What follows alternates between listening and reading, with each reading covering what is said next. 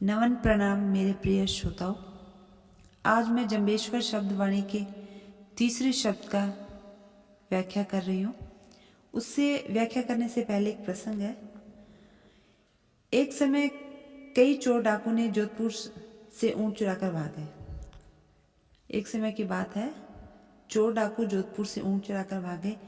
वे जब समराथल के पास से निकल रहे थे, तब जाम्बोजी ने अपनी योग माया से ऐसा चमत्कार किया, वे चोर ऊँटों को छोड़कर भाग गए। पीछे से चोरों को छुड़वाने के लिए हथियारबंद दल आया और उन लोगों को पता लगा कि जाम्बोजी ने ऊँटों को छुड़वाया है। ये बात जानकर वो लोग जाम्बाजी के पास गए और उन्होंने कई जिज्ञासाएं प्रकट की।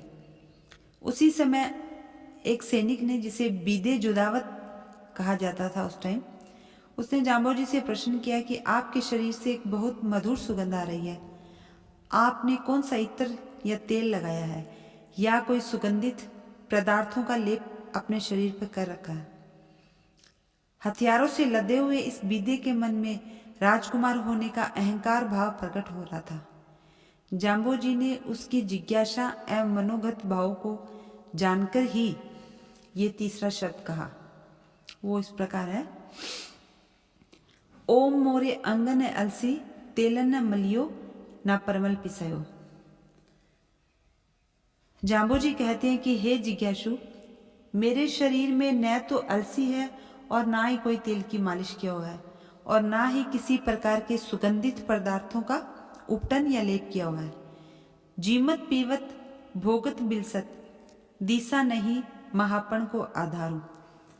जाम्बोजी कहते हैं कि हमें किसी ने खाते और पीते नहीं देखा है और ना ही सांसारिक वस्तुओं का उपयोग करते देखा है। यह मेरा शरीर ना तो सामान्य पुरुषों की भांति 7 धातुओं से बना है और ना ही हम सांसारिक मनुष्यों की तरह खान पान करते हैं। विश्व चेतना का मूल केंद्र ही हमारे जीवन का आधार है और समय जाम्बोजी स्वयंभू है। 68 तीर्थ हृदय भीतर बाहर लोकाचारों। जाम्बोजी कहते हैं कि 68 तीर्थ हमारे हृदय में है।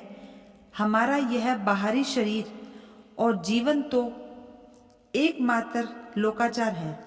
हम इस शरीर की सीमा में बंधे हुए नहीं हैं।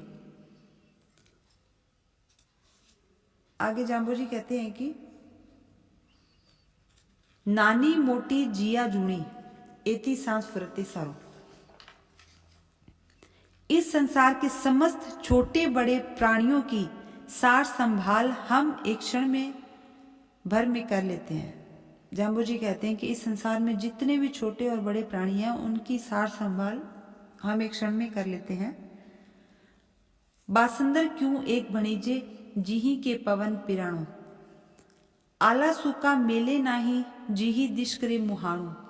पापे गुन्हे वीहे नाही रिस करे रिसाणु।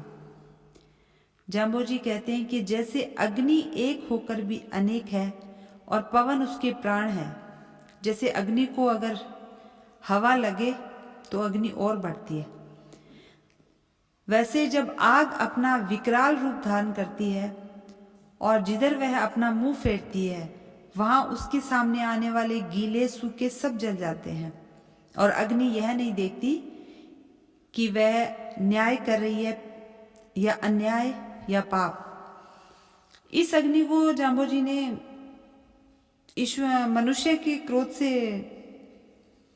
तोला है। उसका उदाहरण दिया है कि व्यक्ति को जब क्रोध आता है तो वह सब भूल जाता है, अपना विवेक खो देता है और उसे न्याय और अन्याय का पता नहीं चलता। बहुली दोरे लावण हारू भावे जान में जानू। जाम्बोजी कहते हैं कि उसी क्रोध ने बहुत से लोगों को नरक के द्वार पर पहुंचाया है, चाहे तुम इस बात को जानो या न मानो। न तो सुर नर न तो शंकर न तो रावण न राणो। हे मनुष्य, ना तो तुम कोई देव पुरुष हो, न ही शंकर महादेव हो और ना ही तुम महारावण हो। क्रोध ने इनको भी नहीं बख्शा और फिर तुम क्या हो? काचे पिन आकाश चलावे महा अधूरत दाणो। जाम्बो जी कहते हैं कि हे मनुष्य, तुम अपने इस मरण धर्मा मिट्टी के शरीर के बल पर तुम महाधूर्त राक्षसों के समान बुरे कर्म कर रहे हो। मोरे छुरी न धारू, लोहे न सारू, न हथियारो। जाम्बो जी कह रहे हैं उस सैनिक से कि तुम प्रत्यक्ष देख रहे हो कि मेरे पास न तो कोई छुरी है और ना ही धारदार हथियार है, ना ही कोई लोहे का अस्त्र है। इसलिए हथियार तो वो धारण करते हैं जो डरते हैं, जो कायर है। वीर पुरुष कभी भयभीत नहीं होता। सूरज को रिप बिहंडा नाही, ताते कहाँ उठावत भारू। जैसे सूरज कभी अंधेरे से नहीं डरता, वैसे ही शूरवीर कभी शत्रु से नहीं डरता। इसलिए हम हथियारों का भार क्यों उठावें। जी ही हाँकनड़ी बल्द जो हाँके, न लोहे की आरू।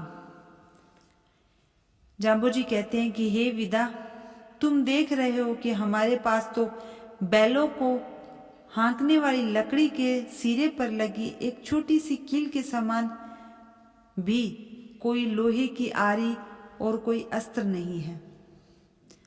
धन्यवाद।